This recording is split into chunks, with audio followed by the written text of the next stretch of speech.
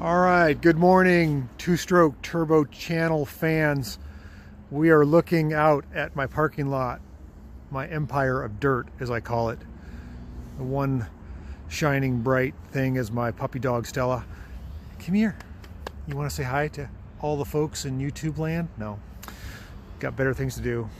So as I ponder life and look at all my old classics rotting away here and future ones being restored, you know, for the most part, life is good. I'm a bit of a philosophist. If nothing else, I keep it in my mind. I like working on old cars. I like making people happy. I like working for a living. But what I don't like is when somebody steals a catalytic converter off of a good customer's car. And that's what we got here today. 2010 Honda Element, good customer of mine. I let her know last summer when she came in for an oil change and tune-up that this car is a target and that she should seriously think about a catalytic converter protection shield. Well, a little too late. We now have the shield and we have a missing catalytic converter. This shield is a new type. It's really thick and burly, probably bolts to the frame, but damage has been done. The catalytic converter's gone. I'm gonna try to get the sticker out of there. Show you what that said. Cat secured, so you can put this on your window so they can steal your car next time. It just drives me crazy. I mean, I like to think life is good, life is precious. People want to do the right thing, but when you steal a catalytic converter, it just really bothers me. This is the 30th catalytic converter I've done in a year. Oregon now has a law in place that you cannot sell a catalytic converter without proper paperwork, a VIN number, and you have to have a business license to buy it.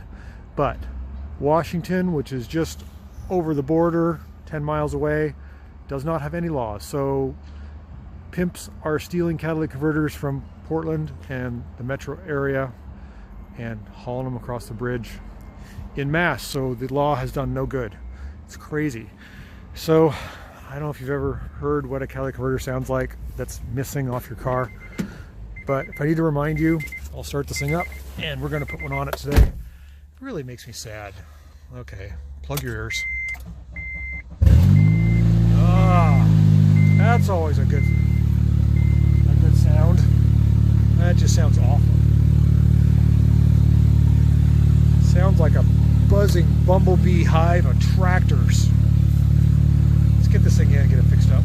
It just drives me crazy on more than one front.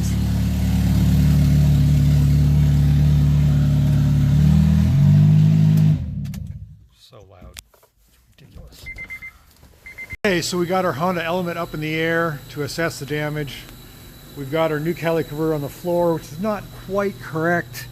Every time a catalytic converter gets stolen, it's always a different story. Sometimes they're cut in different places. Sometimes the thief steals the entire exhaust system.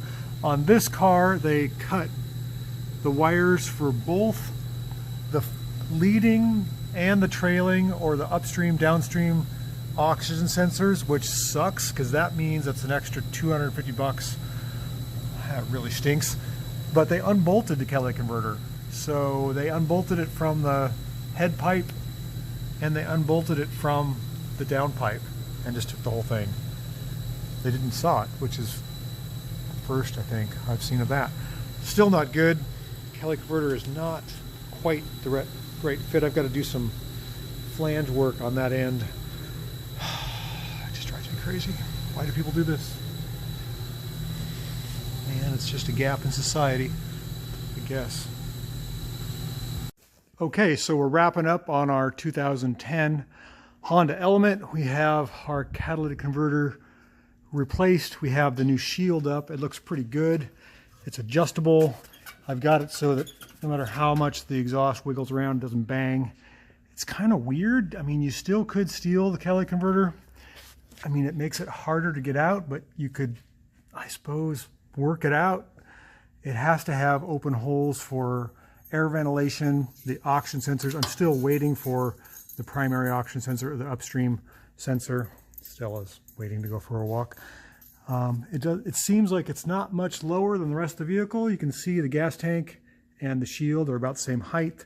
It's got a curve on the front to kind of keep the snow from, well, I don't know, snow might go in there, I suppose, but it'd come right out It's just crazy what we got to do these days to lock up our stuff.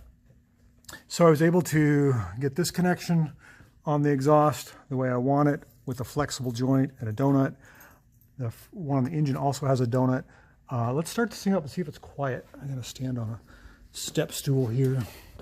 I have a feeling she wants to go for a ride. Let's see if I can get up in there. Oh, this is going to be hard.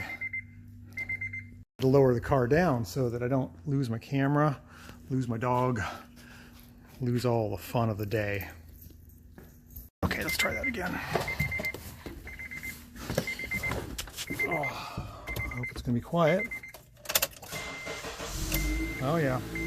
So our check engine light is still going to be on because I don't have the sensor for the front. That's much quieter. It just really bothers me that some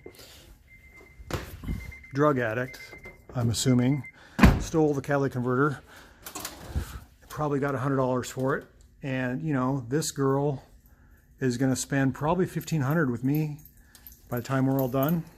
And I'm not using factory parts. The factory Honda Cali Converter, I think, is $3,000. So it's just